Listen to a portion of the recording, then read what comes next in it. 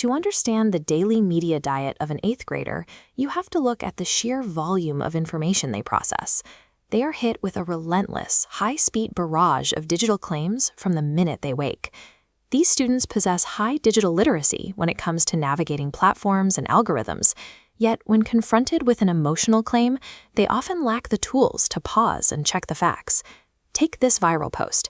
It claims Whitmore Crossing intentionally erased the legacy of a black surveyor, Samuel Ridley, to honor Elias Whitmore instead. How do educators step into that dynamic? How do we teach 13-year-olds to stop scrolling and start verifying? We give them a reason to care. To build genuine media literacy, students need an investigation where objective, documented truth carries more weight than the initial outrage. That is the structural logic of The Source, an immersive 10-day investigation that changes the student's role in the classroom. Students are hired as professional public history research consultants. Their objective is highly specific.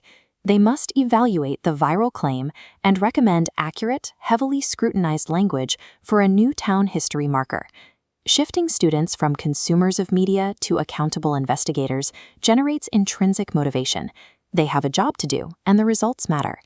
The first day on the job requires discipline. Before doing any outside research, students are required to separate the emotional language of the viral claim from the actual, tangible evidence it presents. This diagram illustrates a dependent source chain. A single original document at the center branches outward into secondary claims. Students see how quickly these multiply online. But the source family rule dictates a claim repeated 1,000 times only proves its reach. It is not independent corroboration if every post traces back to the exact origin point. Dismantling that illusion of online consensus is the essential first step. It proves to the student that they have to look past the crowd and find the original record.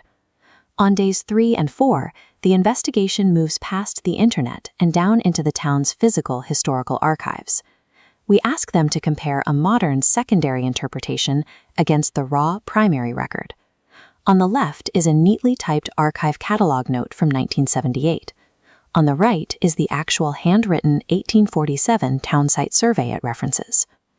Examining the raw ink forces students to state exactly what a piece of paper can prove, and crucially, what it leaves unanswered. Once the students have built their initial theories, days 6 and 8 introduce an intentional engine of friction to test their logic. New documents are introduced that collide directly with their working claims. Through a structured hypothesis stress and peer review, students must navigate these conflicting pieces of evidence and decide whether to defend their stance or revise it.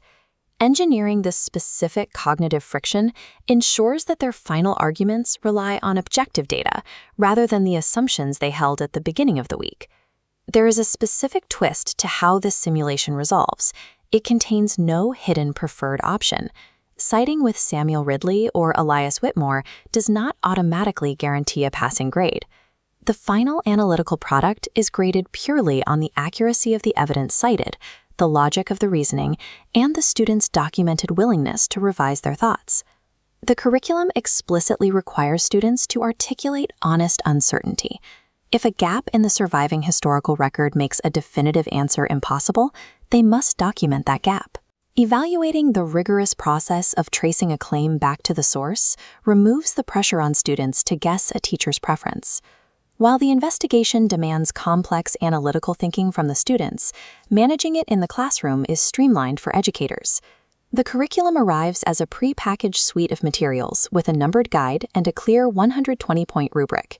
This organization allows for a total teacher setup time of approximately 20 minutes. The simulation operates within an enclosed fictional universe. Every piece of historical evidence is provided in the materials. There is zero outside internet research required, preventing students from getting lost in unpredictable online rabbit holes. To maintain 8th grade rigor for all reading levels, the materials feature built-in scaffolds, including text chunking, sentence frames, and a paper fallback option. The Source equips ELA educators with a complete 10-day engine designed to teach a generation how to cut through the noise and find the documented truth.